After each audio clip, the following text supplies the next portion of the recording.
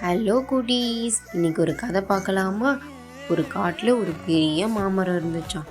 அந்த மாமரத்தில் நிறைய பேர்ட்ஸ் எல்லாம் வாழ்ந்து வந்துச்சான். ஒரு நாள் அந்த மாமரத்துக்கு வெயில் ஜாஸ்தியாக அடித்து அந்த மாமரம் காஞ்சி போயிடுச்சான். அங்கே இருந்த பறவை எல்லாம் இங்கே வாழ முடியலன்னு சொல்லிட்டு பறந்து போயிடுச்சான். அங்கேருந்து ஒரு சின்ன குருவி மட்டும் அங்கேயே இருந்துச்சான். அதை பார்த்து ஒரு பெரிய பறவை கிட்டான், நீ மட்டும் எதுக்கு இங்கேயே இருக்க? அதான் காஞ்சி போயிடுச்சுல, நீ பறந்து போகலையா அப்படின்னு கேட்டுச்சான்.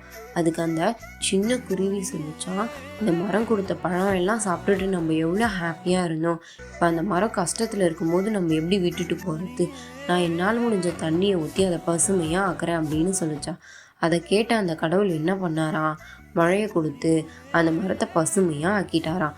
ஸோ குட்டீஸ், ஃப்ரெண்ட்ஸ் ஹாப்பியாக இருக்கும்போது மட்டும் இல்லை, அவங்க சேடாக இருக்கும்போதும் நம்ம அவங்க கூட தான் இருக்கணுமா. பாய் பாய் குட்டீஸ், see you.